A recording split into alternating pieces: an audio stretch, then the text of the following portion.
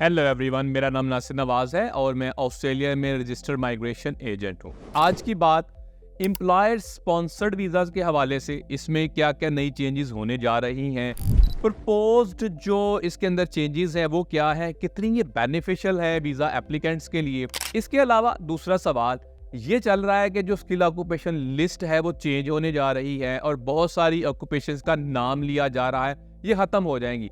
तो इसके पीछे हकीकत क्या है, ये किसके साथ जुड़ी हुई है, क्या इनका कोई 189, 190 या 491 से लेन देन है या इनका कोई ताल्लुक नहीं है इसके साथ, ये एक जनरल लिस्ट है, ये कैसी है, इस हवाले से बात करूंगा। इससे मजीद हम आगे जाएं। आपको अगर हमारा चैनल पसंद है, दो चीज़ें, एक कमेंट करें और इसको शेयर करें। इसके अलावा आपका कोई सवाल है तो आप प्लीज़ सवाल ज़रूर पूछें और सब्सक्राइब करें हमारे चैनल को और बेल आइकन को जरूर दबाएं ताकि आप कोई वीडियो मिस ना करें। चलते हैं आज के टॉपिक की तरफ। अच्छा, आज का टॉपिक जो है ये एम्प्लॉयर नॉमिनेटेड वीज़ा है। याद रखें कि अभी का जो प्रिवेलिंग एम्प्लॉयर और या इन इफेक्ट जो एम्प्लॉयर नॉमिनेटेड वीज़ा है शॉर्ट टर्म के लिए, वो है सब क्लास 482। इसको TSS वीज़ा भी कहा जाता है, एम्प्लॉयर नॉमिनेटेड वीज़ा भी कहा जाता है, कुछ लोग उर्फे आम में इसको वर्क वीज़ा भी कहते हैं। अब इसको करने क्या जा रहे हैं, जब ये गवर्नमेंट आई थी इन्होंने बहुत सारी रिफॉर्म्स लेके आई थी। आपको याद हो गए 2023 के अंदर इन्होंने बहुत सारी रिफॉर्म्स अनाउंस की थी। उसके अलावा एक रिव्यू पेपर, एक माइग्रेशन स्ट्रेटेजी छापी इन्होंने 11 दिसंबर 2023 के अंदर, और बहुत सारे इसके अंदर बातें हुई। अब वो जो बातें थी कुछ इस एस्पेक्ट के हवाले से थी। अब ये करने क्या जा रहे हैं, by the end of this year which is 2024, ये बहुत सारी चेंजेस लेके आने जा रहे हैं। अब इस वीज़ा के अंदर चेंज होगा क्या, चेंज क्या होगा, एक तो ये कि वो लोग जो कि ऑलरेडी पहले आते थे, आके इस वीज़ा के ऊपर एम्प्लॉयर के पास रहते थे, उनको आगे परमानेंट रेजिडेंसी अप्लाई करने के लिए चाहिए होता था सेम एम्प्लॉयर आपको करे नॉमिनेट। अगर उसने 2 साल का अरसा TRT की स्ट्रीम या 3 साल के अरसे TRT की स्ट्रीम के बाद आपको नॉमिनेट नहीं किया, आप किसी और एम्प्लॉयर के पास चले गए, तो पिछला जो टाइम था सारा ज़ाया हो जाता था। यानी आपको नए एम्प्लॉयर के पास जाना है और नए एम्प्लॉयर के पास जाकर फिर वही वक्त आपने शुरू करना है और उसको पूरा करना है। इससे हो क्या रहा था, इससे परमानेंटली टेम्पररी वीजा होल्डर पैदा हो रहे थे। बहुत ज्यादा लोग परमानेंटली रह रहे हैं लेकिन है वो टेम्पररी वीजा के ऊपर। अब जो इसके अंदर चेंज आने जा रही है वो ये है कि गवर्नमेंट ये कहती है कि आपने बेशक एम्प्लॉयर 1 के साथ काम किया है और बाकी जो है आपने एम्प्लॉयर 2 के साथ भी किया है, और होगा क्या, इसको एक्यूमुलेटिवली या टोटल देखेंगे आपने कितने साल किए। ये नहीं देखेंगे एक ही एम्प्लॉयर के पास 2 साल लगाए, आप 2 एम्प्लॉयर के पास भी जा सकते हैं। इन्होंने कहा एक से ज्यादा एम्प्लॉयर, तो इसका ये मतलब है कि 3 के साथ भी हो सकते हैं और आप आराम से TRT स्ट्रीम के लिए भी एलिजिबल हो सकते हैं। ये बहुत बड़ी फेवर है या फेवरेबल कंडीशन है किन के लिए, वीज़ा एप्लीकेंट्स के लिए, ताकि उनकी एक्सप्लॉयटेशन ना हो। दूसरे नंबर पे क्या होता था जी, एम्प्लॉय जो है यानी कि वीज़ा एप्लीकेंट, वो जब उसको टर्मिनेट किया जाता या वो रिज़ाइन भी कर पाता, किसी वजह से रिडंडेंट हो जाता, तो अब होता क्या था कि उसके पास 60 डेज थे। भाई 60 डेज है जी, आपने नया एम्प्लॉयर ढूंढना है सेम वाला या कोई और वीज़ा की अरेंजमेंट करनी है, उन 60 डेज को बढ़ा के ये 180 डेज करने जा रहे हैं। उसके दौरान वर्क राइट्स इसके पास होंगे। तो ये बहुत बड़ी एक फेवरेबल कंडीशन है, फेवर है किसके लिए, वीज़ा होल्डर्स के लिए, वीज़ा एप्लीकेंट्स के लिए, ताकि प्रोटेक्ट किया जा सके उनको जो कि लोग यहाँ आते हैं ऑस्ट्रेलिया में टेम्पररी वीज़ाज के लिए, इकोनॉमी के अंदर ऐड करते हैं, उसकी एक्सप्लॉयटेशन ना हो। सैफ लेवी था जी, सैफ लेवी क्या होता था कि आपने अगर कोई वीज़ा अप्लाई किया है तो स्किल ऑस्ट्रेलियन फंड, उसके अंदर आपको पेमेंट करनी पड़ती थी एम्प्लॉयर को पर एनम के हिसाब से, लेकिन इकट्ठी करनी पड़ती थी। अब क्या है, प्रपोज्ड ये सारे मैं आपको भी प्रपोजल बता रहा हूँ। प्रपोज ये है कि ये मंथ ऑन मंथ बेस के ऊपर भी चल सकता है। आपकी जो रिकरिंग जो फी है वो आपने पे करनी होगी, किसने, एम्प्लॉयर ने, एम्प्लॉय ने नहीं, एम्प्लॉयर की तरफ से होता है।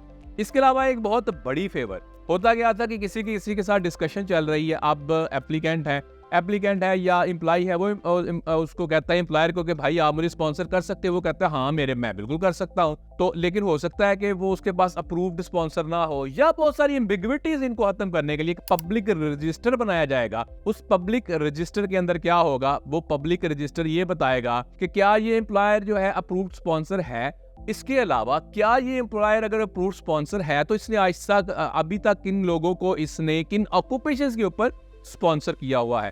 तो भाई ये बहुत बड़ी एक चेंज है जो कि फिर अगेन फेवरेबल है किन के लिए, वीजा एप्लीकेंट्स के लिए।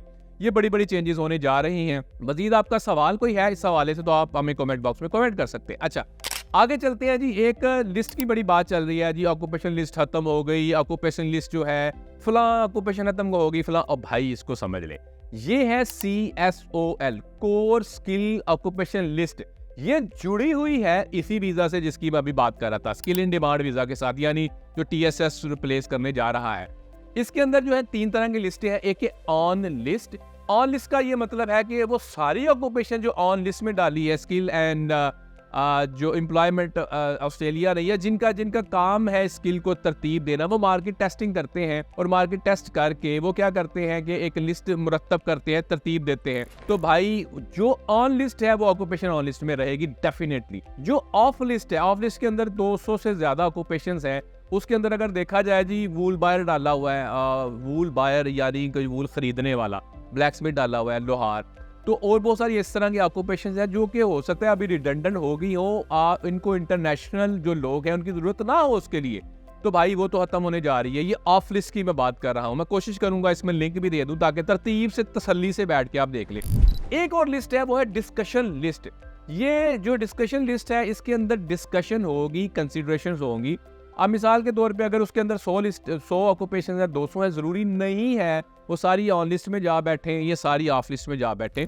ये इसमें भाई कंसल्टेशन होगी, इंडस्ट्री से फीडबैक लिया जाएगा, इंडस्ट्री से फीडबैक लेके मार्केट टेस्टिंग होगी, बहुत सारे लोगों का फीडबैक आएगा, उस हिसाब से देखेंगे कि इसको ऑक्यूपेशन को लिस्ट में रखना है या नहीं रखना। तो भाई ये वो वाली लिस्ट है जिसके बारे में ह्यू एंड क्राई हो रहा है कि भाई पता नहीं क्या हो गया जी ऑक्यूपेशन है, तो अब मेरे भाई। और दूसरा ये है कि ये ऐसी लिस्ट नहीं है कि जो डेफिनेटली मोर ही लग जानी है कि भाई ये 100 साल ही ऐसे रहनी है। ये चेंज भी होती रहती हैं, मार्केट कंडीशन से चेंज होती है, सेंटीमेंट चेंज होते हैं, मार्केट इंडिकेटर चेंज होते हैं, मार्केट की डिमांड चेंज होती है, मार्केट के सप्लाई के हिसाब से। तो आपने ये देखना है कि ये जो डिस्कशन लिस्ट है ये जब पब्लिश होगी तो तभी पता चलेगा, लेकिन इसका कोई लेन देन नहीं है अभी दूसरे वीज़ा के साथ जो कि सब क्लास 189 है, 190 है, 491, उसमें भी बातें हो रही हैं। मैं अलहदा से उस पर भी एक वीडियो बना दूंगा, नहीं तो बहुत लंबी हो जाती है और टॉपिक जो है वो ऑफ द टॉपिक चीज़ें चली जाएंगी। तो ये 2 चीज़ें हैं, यानी इसको अगर मैं समराइज करूं तो 482 TSS को रिप्लेस करेगा क्या, स्किल इन डिमांड वीज़ा। इसके अंदर 3 है, स्पेशलिस्ट एक लिस्ट है, उसके अलावा जो है इसमें आ गई कोर लिस्ट आ गई और इसमें एसेंशियल आ गई, 3 कैटेगरीज हो गई। अब अगर बात की जाए इसकी ऑक्यूपेशन लिस्ट की तो CSOL को ये अभी डिस्कशन लेके चल रहे हैं, on list, of list, discussion list, ये सारी इसकी समरी है, इसको समझ लें। आपका मजीद फिर भी कोई सवाल है आप कमेंट कर सकते हैं, मैं कोशिश करूंगा आपके सवालात का मैं जवाब दे सकूं। इससे क्या होता है कि हम एक दूसरे को एजुकेट कर सकते हैं। My job is to educate my audience, कि ताकि वो जो एम्बिग्विटीज़ है जो इधर उधर से इकट्ठी हुई होती है आप उसको आगे चेक करें।